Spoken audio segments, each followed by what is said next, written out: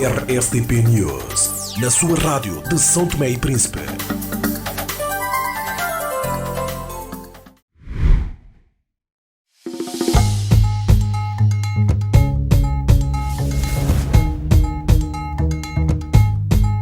Ao longo de 35 anos, a CST cresceu com e para as pessoas. Celebramos uma história marcada pela inovação e pela evolução tecnológica. O nosso sucesso é partilhado por todos. Juntos, construímos um futuro promissor. Olhamos para o futuro com otimismo, comprometidos em continuar a inovar e a servir o nosso país. 35 anos, CST, somos nós. Obrigado por fazeres parte da nossa história. Senhor Primeiro-Ministro, é uma grande honra tê-lo aqui justamente para esta entrevista, para falar de muitos aspectos atinentes a investimentos em São Tomé e Príncipe. Numa altura em que o país enfrenta desafios e procura caminhos para um futuro mais próspero, o tema da nossa conversa é de extrema importância, porque toca nos projetos estruturantes que irão moldar o desenvolvimento de São Tomé e Príncipe. Projetos que estão na base do crescimento sustentável do país. Queremos perceber a visão do Governo, 19º Governo, para o futuro, como essas iniciativas irão impactar diretamente a vida de São Tomé. Sr. Primeiro-Ministro, uma vez mais, muito obrigado por esta entrevista. Começava a perguntar ao Sr. Primeiro-Ministro, São Tomé e Príncipe está a preparar-se para participar no 5º Fórum Internacional de Investimento a realizar-se nos Estados Unidos da América em setembro, concretamente em Nova Iorque. Tendo em conta que os sucessivos governos têm tido e têm dito também que o investimento privado é uma prioridade da governação, o que São Tomé e Príncipe propõe levar para este evento nos Estados Unidos? Muito boa tarde a todos. Primeiro, agradecer vocês estarem aqui a conversar, uma conversa descontraída sobre o investimento em São Tomé e Príncipe. A 18 de setembro, à margem das reuniões das Nações Unidas, da Assembleia Geral das Nações Unidas, vai se realizar um fórum sobre comércio e investimento. Portanto, esse fórum acontece à margem desse evento e é uma oportunidade para as organizações e países aproveitarem a presença de chefes de Estado e de Governo para promoverem os seus países. Portanto, é aqui onde São Tomé foi convidado para participar. O que São Tomé vai lá fazer? São Tomé vai continuar no esforço que tem sido feito pelo Governo de atração de investimento. Há uma equipa técnica que está trabalhando, essa equipa constituída por pessoas de APCI, Agência de Promoção do Investimento, Direção do Ambiente, Direção das Finanças, Serviço do Ministério do Negócio Estrangeiro, no sentido de elencar os projetos prioritários e estruturantes para o país que poderão ser apresentados no âmbito desse evento.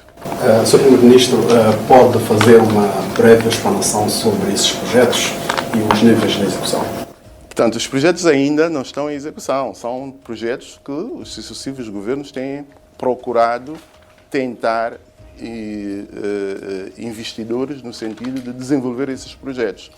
Esses projetos são, como eu disse inicialmente, são projetos estruturantes que são necessários para o país. Nós estamos a falar da questão do porto, estamos a falar da questão do aeroporto, estamos a falar de um hospital de referência, estamos a falar de infraestruturas na distribuição, captação e distribuição de água, na eletricidade. Portanto, é uma gama de projetos estruturantes que o país precisa e que aproveitaremos a oportunidade para apresentar aos parceiros. Sr. Primeiro-Ministro, sobre os projetos públicos, ou seja, financiados pelo Governo, Que anúncios, o que é que tem a dizer sobre isso? Portanto, recentemente vocês assistiram à vinda da delegação do Kuwait Fund, do BADA, que vem retomar um projeto antigo que já vem desde 2016, da construção de um hospital de referência. Nós temos desenvolvido ação no sentido de mobilizar fundos para dar continuidade à requalificação da marginal, a lote 1, a reabilitação da estrada N1 de Guadalupe a Neves.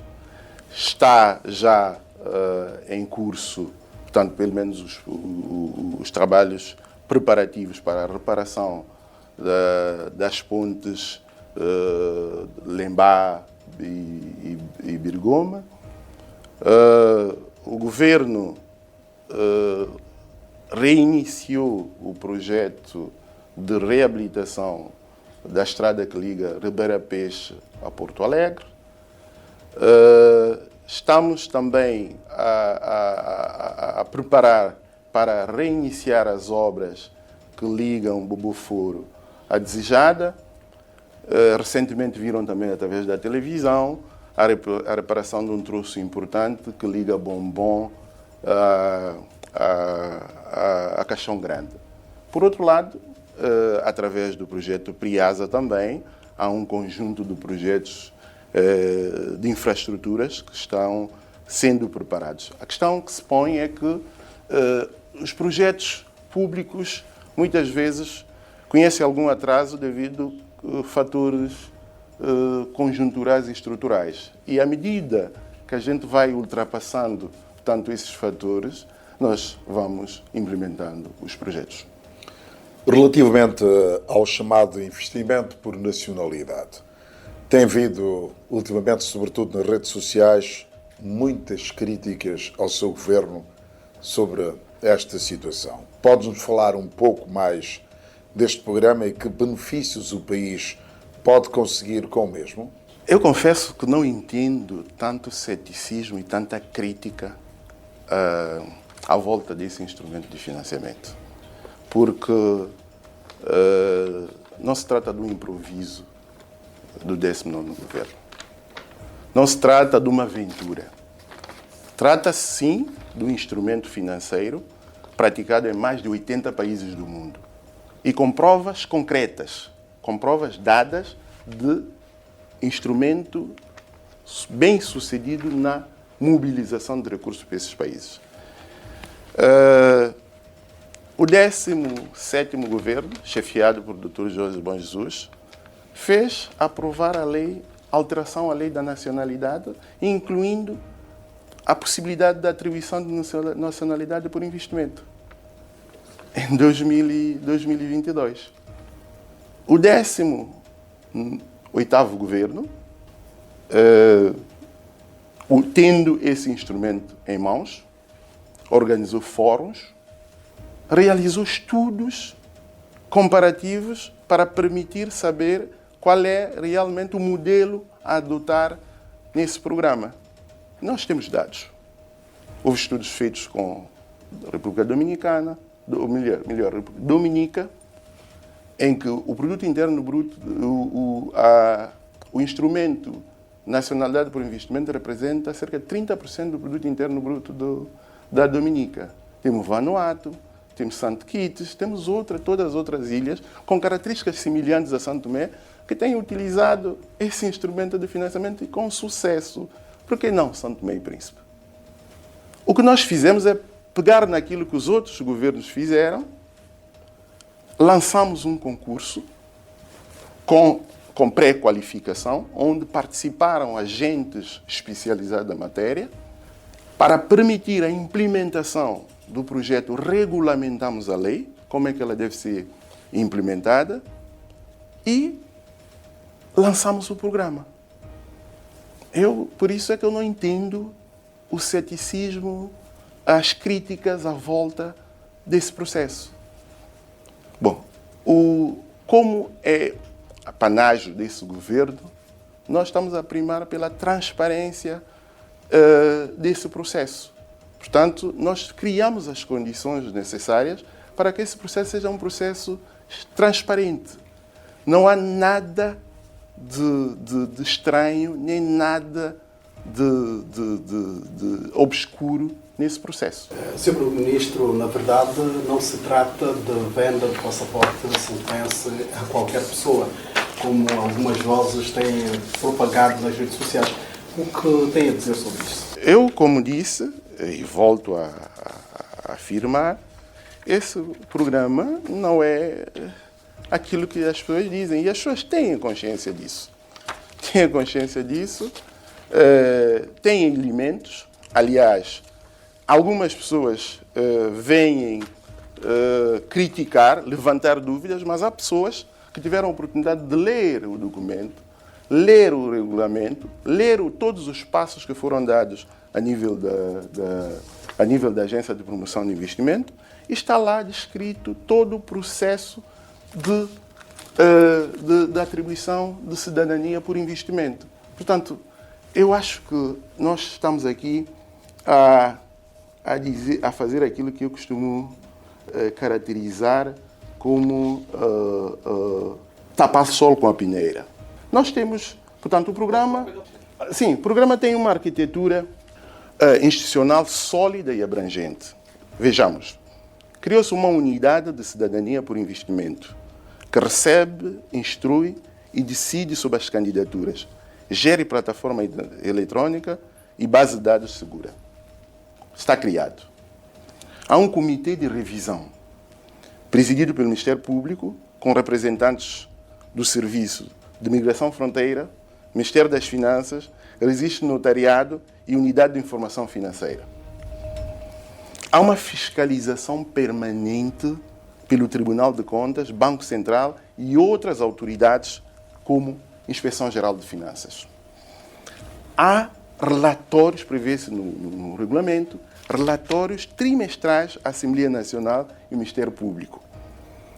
Há um regime sancionatório que, em caso de incumprimento ou anomalias, acolhe mas até 20% do valor do investimento, suspensão de licenças, rescisão de contratos, revogação da nacionalidade em caso de incumprimento. Há, no âmbito desse processo, o procedimento de atribuição da nacionalidade é um processo que há um conjunto de aspectos que são acautelados, que obedecem a regras bastante rigorosas de diligência. A verificação de identidade e antecedentes criminais em bases nacionais e internacionais. Portanto, um candidato, ele quando instrui um processo para a nacionalidade por investimento, é verificado a sua identidade e seus antecedentes criminais, tanto nacional como internacional. Há uma consulta à lista de sanções internacionais da ONU, da União Europeia, da Interpol, da OFAC. Há uma análise da origem e licitude dos fundos. Há avaliação independente por entidades especializadas em prevenção de branqueamento de capitais e financiamento de terrorismo. Há visto prévio obrigatório do Ministério Público antes da decisão final. Há uma possibilidade de oposição judicial pelo Ministério Público até 6 meses após a atribuição dessa nacionalidade. Minha gente, estamos a falar de um processo altamente transparente. Eu não sei por que toda essa preocupação, toda essa dúvida, quando tudo está um processo. É só as pessoas lerem, prestarem atenção àquilo que está lá. E isso não é nada, como eu disse desde o início, não é nada que o 19º governo esteja a inventar. É algo que é praticado nos outros países e que traz investimentos para o país, traz financiamentos para o país, para projetos estruturantes, para projetos nacionais que têm impacto na vida da população, na criação de emprego, na melhoria das condições de vida da população. Por que é que nós estamos a fazer tanto barulho à volta desse processo? E é para esses projetos, essas obras que têm impacto na vida da população que eu regresso. Sr. Primeiro-Ministro, passados 100 dias da sua governação, foram anunciadas várias obras. Sim. muitas delas em curso, mas, diga-se a verdade, com alguma morosidade. A que se deve essa morosidade, por um lado? Por outro lado, o que é que o Governo espera realizar em termos de obras e em que prazo? Senhor jornalista, obrigado por essa questão. Aliás, eu já tinha mencionado o que leva com que os projetos conheçam algum atraso. Eu tenho o privilégio de conhecer muito bem esse país. E toda a gente sabe os cargos que ocupei aqui nesse país. Eu conheço o país real. Muitas vezes nós falamos, mas não conhecemos o país real. Em termos de mobilização de receita interna, o país só consegue atingir cerca de 50 milhões de dólares. Por isso é que mais de 80% do nosso orçamento é financiado com recurso a parceiros. Bom, há um conjunto de fatores, como eu já fiz referência, fatores conjunturais, fatores estruturais, que muitas vezes impedem que os projetos se realizem da forma, ao ritmo que nós pretendemos. O que é que esse governo está fazendo? Esse governo está criar as condições para que nós consigamos realmente ultrapassar esses fatores que impedem o bom ritmo dos projetos. E à medida que a gente vai ultrapassando, às vezes a burocracia, às vezes os procedimentos, há uma questão que é muito importante que na relação com os parceiros. Conhecer os procedimentos. Nós, quando trabalhamos com o Banco Mundial, é preciso que os nossos técnicos conheçam bem os procedimentos do Banco Mundial. Quando trabalhamos com o BAD, é preciso que eles saibam. O pedido de desbloqueamento de um fundo só é efetivado quando é cumprido todos os procedimentos portanto, existentes nessa instituição. Não há possibilidade de nós pedirmos um fundo de desbloqueamento de um fundo sem que se passa por todas essas fases. Infelizmente, e nós temos que reconhecer que a nossa capacidade de absorção é baixa, porque em muitos casos nós não conhecemos os procedimentos. Leva tempo. E esse governo tem primado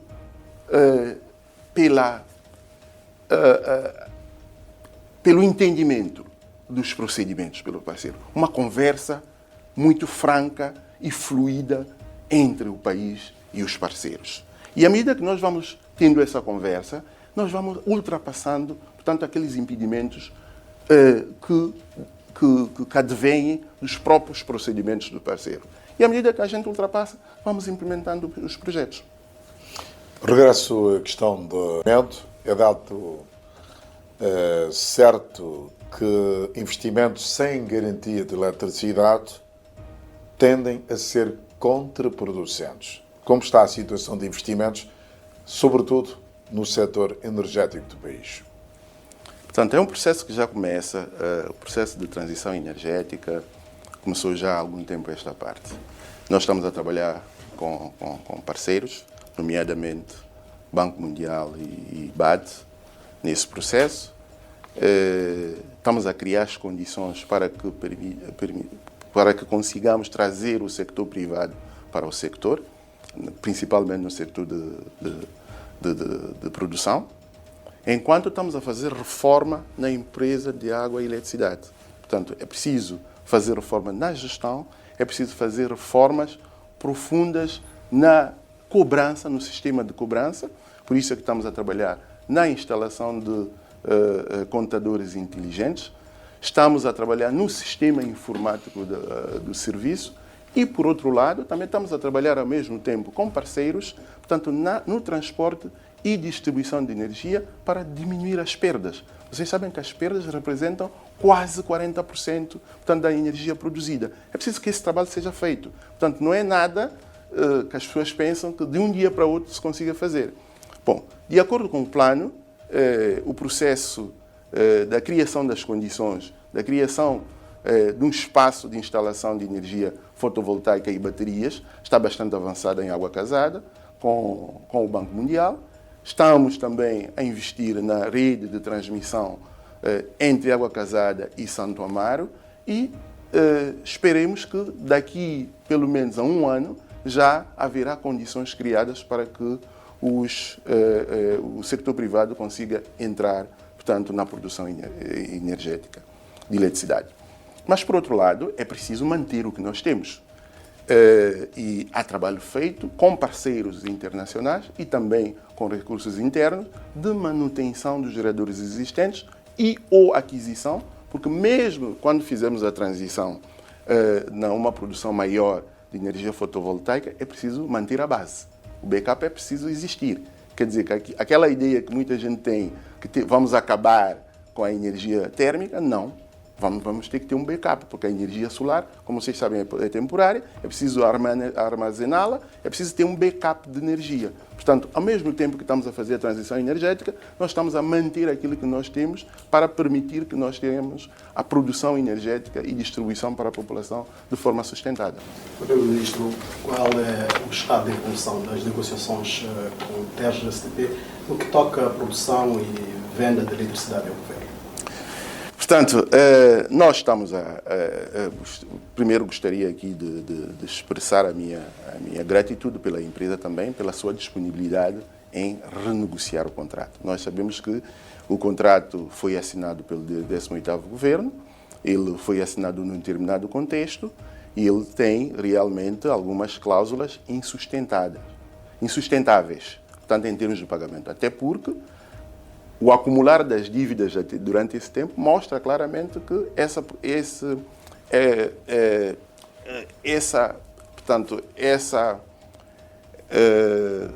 essa central de produção e venda de energia EMAI constitui um fardo, porque a EMAI em si não consegue comprar a energia, vender e pagar aquilo que comprou. Portanto, temos uma dívida acumulada bastante elevada. E a empresa se disponibilizou para nós renegociarmos o contrato. Renegociarmos o termo do contrato, alargarmos um bocado o período de vigência do contrato e, nesse momento, temos um pré-acordo, um pré-memorando, que, nesse momento, está da parte do parceiro e esse pré-memorando baseia-se um pouco nas recomendações feitas pelo Tribunal de Contas e pela equipa técnica da EMAI. Senhor Primeiro-Ministro, estiveram muito recentemente no nosso país delegações dos Emirados Árabes Unidos e do Kuwait. Sinal de que o Governo está a virar-se um bocado para a atração de investimentos oriundo do Golfo. O que é que se espera dessa nova estratégia em termos de angariação de investimento privado?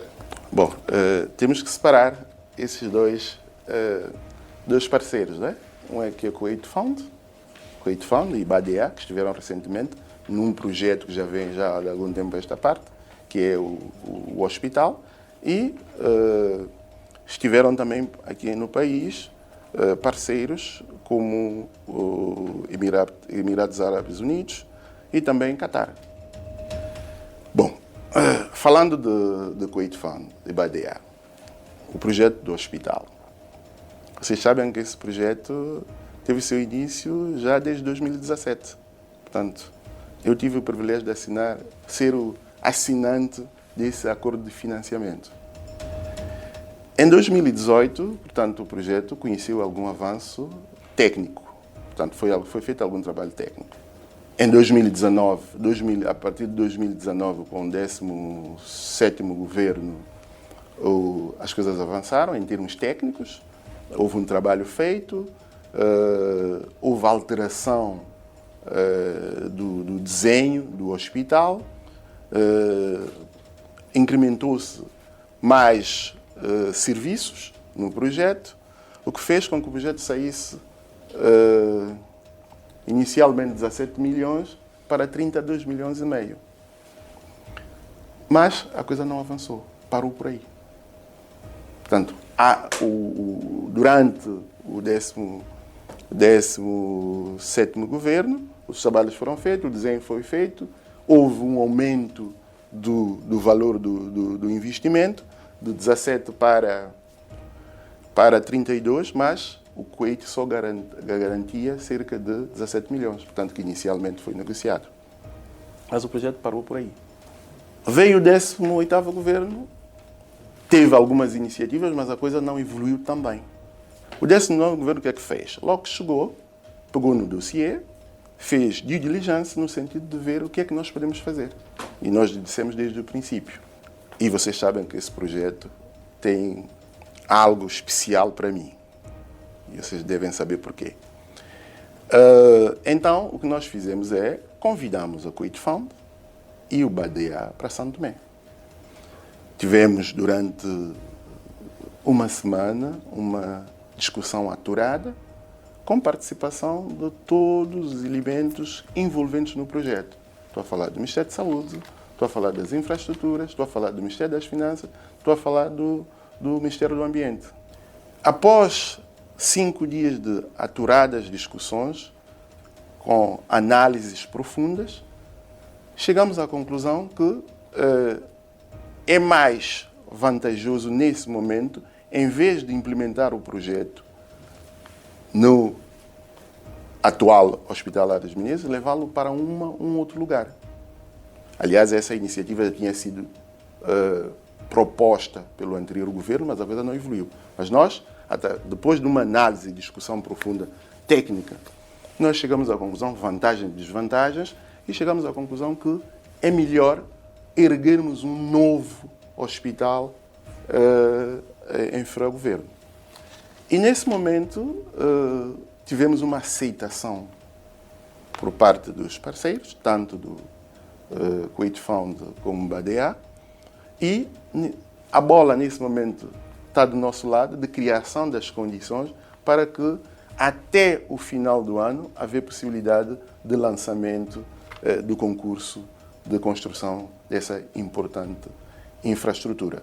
Portanto, nós temos feito alguma pressão aos parceiros para que nós encurtarmos o prazo de lançamento das pedras. Portanto, há um cronograma inicial que prevê até março, mas nós pensamos, com o trabalho que está sendo feito pela equipa técnica dos ministérios, nós conseguimos, mesmo antes do final do ano, ter já tudo resolvido para lançarmos a pedra do hospital.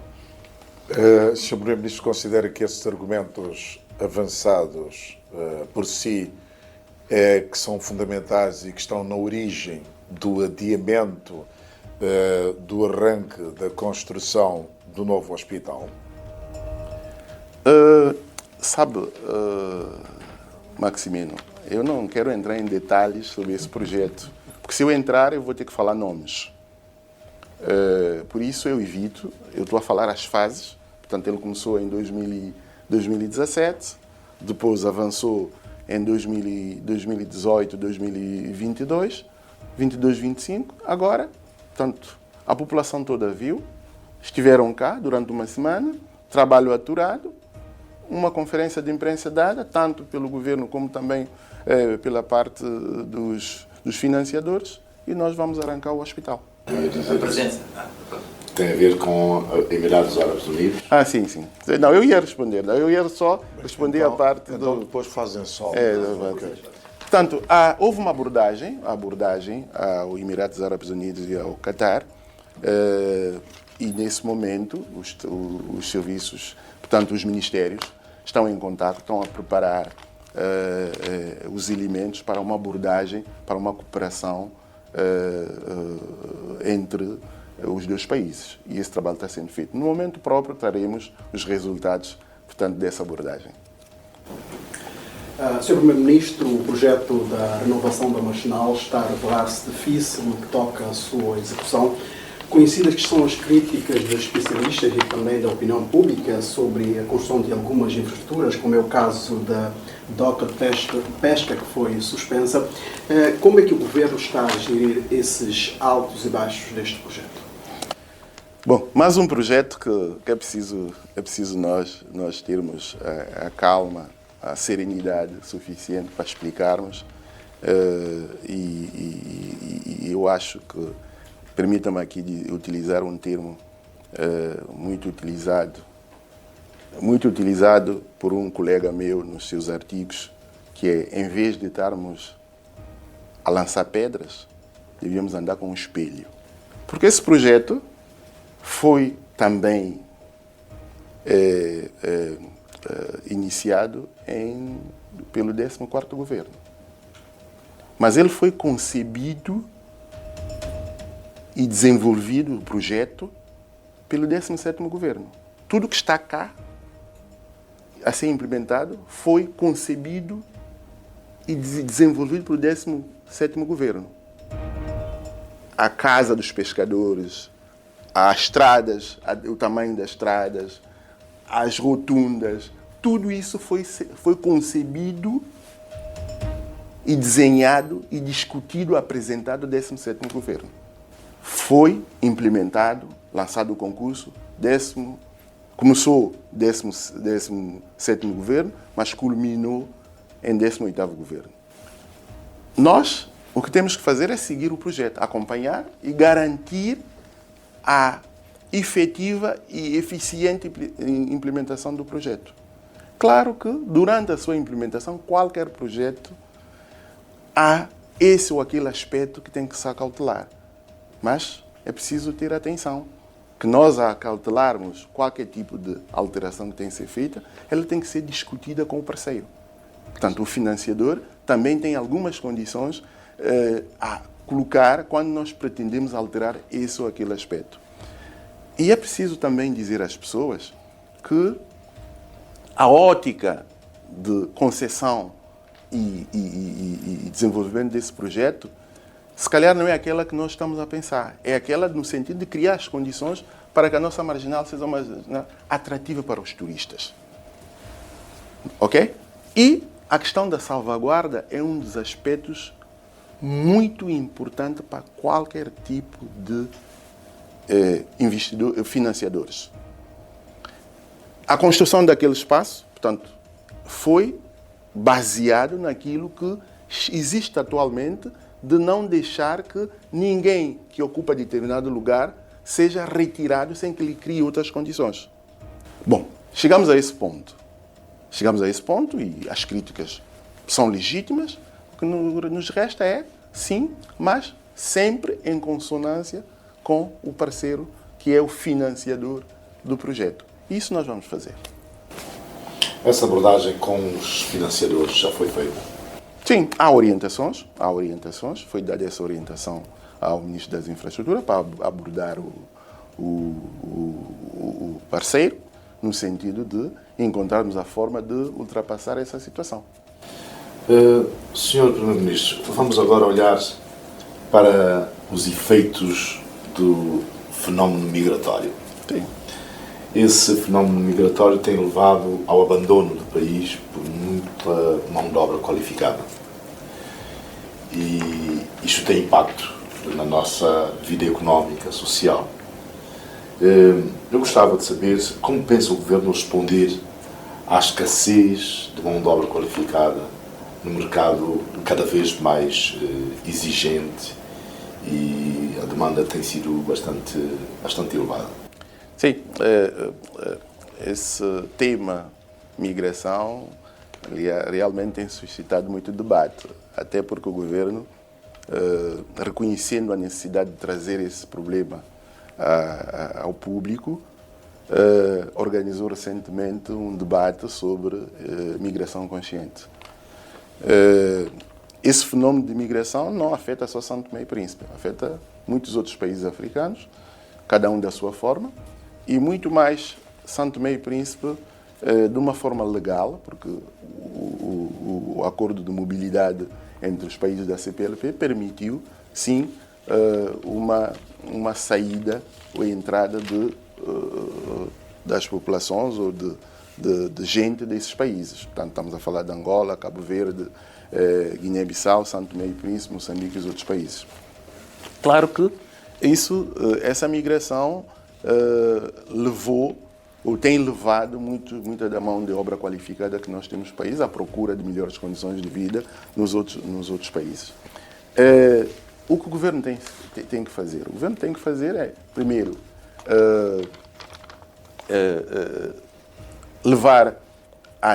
chamar a atenção das pessoas para uma migração consciente. Nós recentemente tivemos o caso do desalojamento maciço da população, de algumas pessoas de Santo Tomé, do migrante santomense na região de Loures.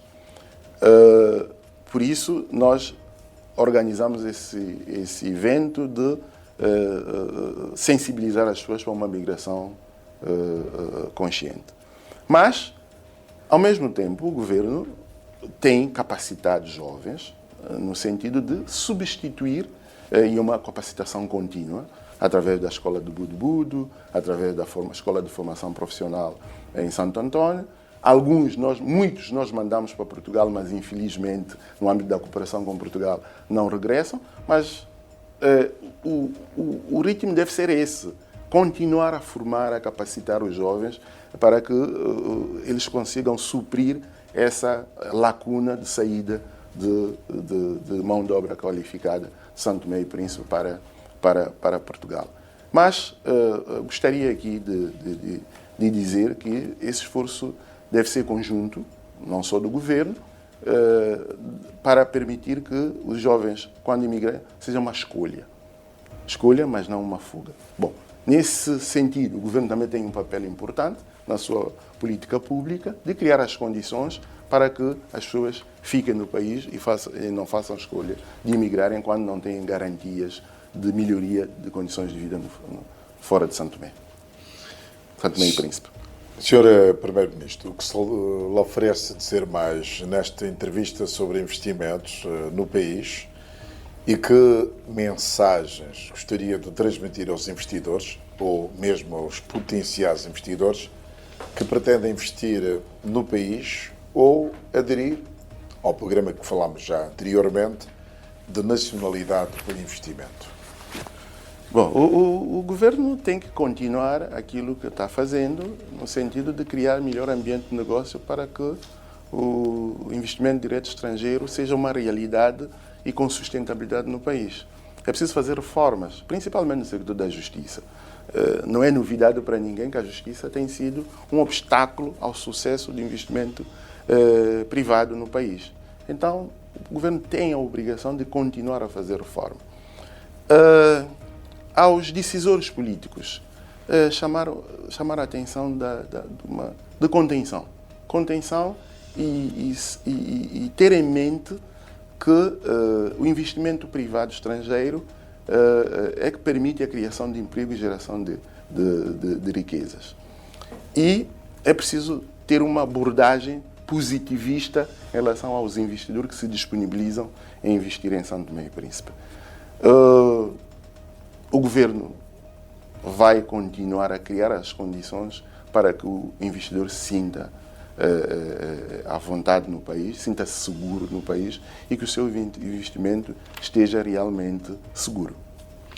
Senhor Primeiro-Ministro, uma vez mais, os nossos agradecimentos e desejamos sucesso ao seu governo.